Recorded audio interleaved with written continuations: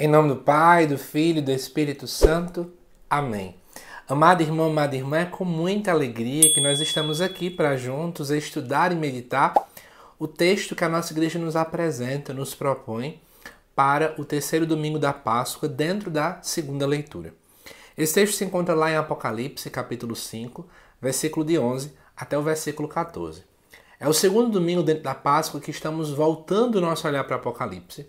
Então, para você que tem muita curiosidade sobre esse texto, temos algumas pinceladas bem legais a fazer aqui. Mas vamos para o texto. Diz assim: Eu, João, vi e ouvi a voz de numerosos anjos que estavam em volta do trono, e dos seres vivos e dos anciãos. Eram milhares de milhares, milhões de milhões.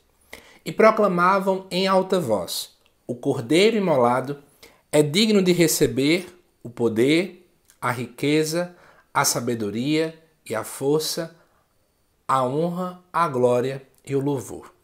Ouvi também todas as criaturas que estão no céu, na terra, debaixo da terra e do mar, e tudo que neles existe, e diziam: Ao que está sentado no trono e ao Cordeiro, o louvor e a honra, a glória e o poder para sempre. Os 4 seres vivos respondiam: Amém. E os anciãos se prostraram em adoração daquele que vive para sempre.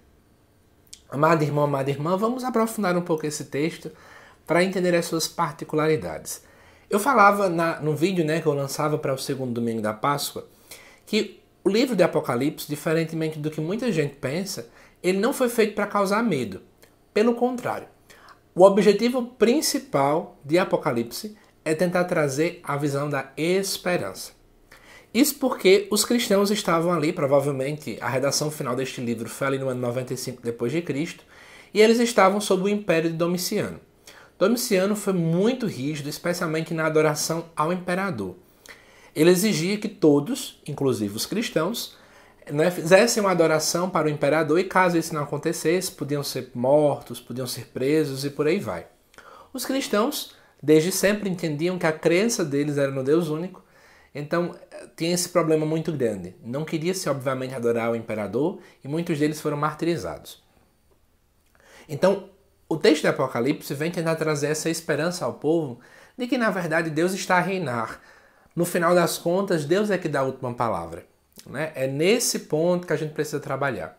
E aí, quando a gente olha para esse texto, vai ser nessa vertente também que vai ser trazido. Porque, veja bem, em primeiro lugar, no início do texto, vai dizer que se ouviu a voz de numerosos anjos que estavam em volta do trono e de seres vivos e de anciãos, que eram milhares de milhares, milhões de milhões.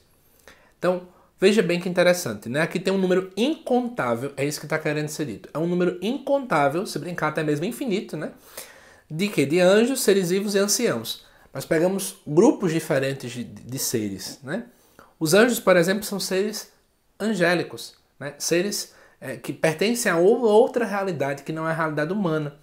Então, toda a humanidade, todas as criaturas estão ali em volta do trono. E eles proclamavam em alta voz. Aí vem a parte principal da leitura. O Cordeiro imolado. E continuo falando, daqui a pouco eu vou para essa outra parte. E eu queria explorar um pouco a dinâmica do Cordeiro. Dentro do Antigo Testamento, e dentro também da literatura que já existia na época de Cristo, existiam 3 modalidades em que nós podíamos, ou 3 visões, acerca do Cordeiro. Em primeiro lugar, quando nós somos ancorados, especialmente no livro de Isaías, a visão sacrificial, a visão de oferta, de imolação do Cordeiro, é extremamente exposta naqueles cânticos do servo de Javé. Inclusive, a gente refletiu muito isso na Semana Santa, Então, lá diz mais ou menos que o servo ele vai como uma ovelha muda até o matadouro, que não vai reclamar de nada.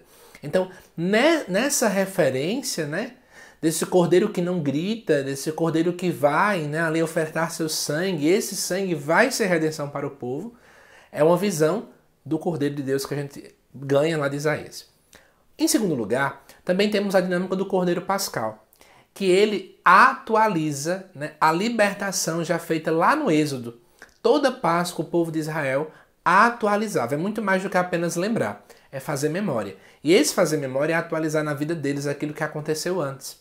Então, o Cordeiro imolado, inclusive lá dentro do Êxodo, vai falar a ideia, né, de que tinha que colocar o sangue do cordeiro nas portas, que aí quando Deus passasse não ia matar os primogênitos que ali estavam. Então tem essa referência de libertação. Então, por um lado, tem essa imolação, essa oferta, essa entrega.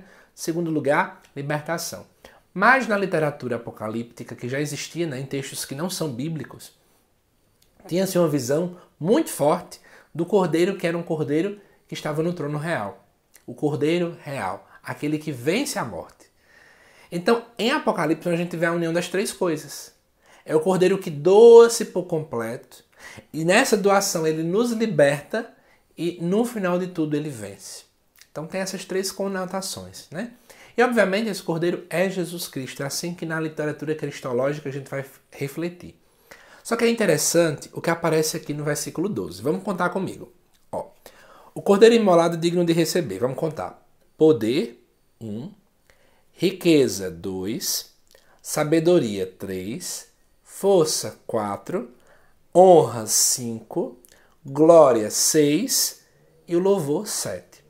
São 7 atribuições, né, que o cordeiro está digno de receber. 7, né, atribuições mesmo. E o que acontece? 7, para o judeu, tem um sentido de perfeição, de completude. Isso quer dizer que esse cordeiro ele é digno de receber toda, né, toda glória, toda exaltação, toda adoração, todo louvor, toda gratidão. E isso nós podemos trazer para o Cristo, né? E é interessante que, se a gente parar para refletir também, os verbos que estão aqui nessa segunda leitura estão todos no presente. Boa parte deles, né? Proclamavam em alta voz, e aí eles vão dizer, existe, diziam tal coisa e respondiam. Só que esse cordeiro já estava morto. Eles estão louvando ao cordeiro que já foi imolado. Isso é uma referência muito bonita à Páscoa, né? A Páscoa não deve ficar somente no passado. Mas o cordeiro já morreu, né? É claro que já ressuscitou, mas a gente já sabe que a glória dele se manifesta aqui ainda agora. Mas, já perto de terminar, versículo 13 e 14. Ouvi também todas as criaturas que estão no céu, na terra, debaixo da terra e no mar. Veja bem, céu, terra, debaixo da terra e mar. São 4 pontos. Lembra dos 4 pontos cardeais, norte, sul, leste, oeste? Sempre é uma referência bíblica que esses 4 significam os 4 lugares do mundo e, portanto, a totalidade. Em suma, todos os seres humanos, toda a humanidade, ela é redimida pelo Cordeiro, ela é salva pelo Cordeiro e experimenta a vitória do Cordeiro. Essa vitória ela é universal. E, portanto, todos também louvam, todos exaltam com louvor, honra, glória e poder para sempre. Né? Essa seria a segunda doxologia para este cordeiro. E aí, versículo 14, os 4 seres vivos respondiam amém, e os anciãos se prostraram em adoração daquele que vive para sempre. Né? Então, olha que coisa legal, né, que fica para a gente essa segunda leitura. A gente começa a perceber que essa tem que ser a nossa fé. Cristo reina para sempre. Né? Na sua Páscoa, muito mais do que a gente vê a morte de Jesus, muito mais do que apenas pensar nisso, nós estamos celebrando agora a sua ressurreição, e essa ressurreição traz essa conotação do Cordeiro Real. Ele venceu a morte.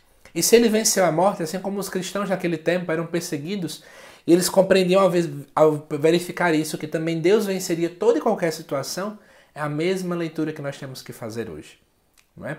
Por esse motivo, amados irmãos, como também já na primeira leitura, nós ficamos felizes e louvamos ao Senhor, porque agora sim a gente pode sofrer por causa dele mais e mais, porque antes de tudo ele nos vence. Ele vence toda humilhação que sofrermos, ele vence toda e qualquer realidade que experimentarmos na nossa vida. Então é isso. Espero que você tenha gostado desta reflexão, dessa meditação, e te aguardo, porque nesta quinta-feira ao meio-dia vai ser lançada a reflexão do Evangelho deste domingo, tá bom?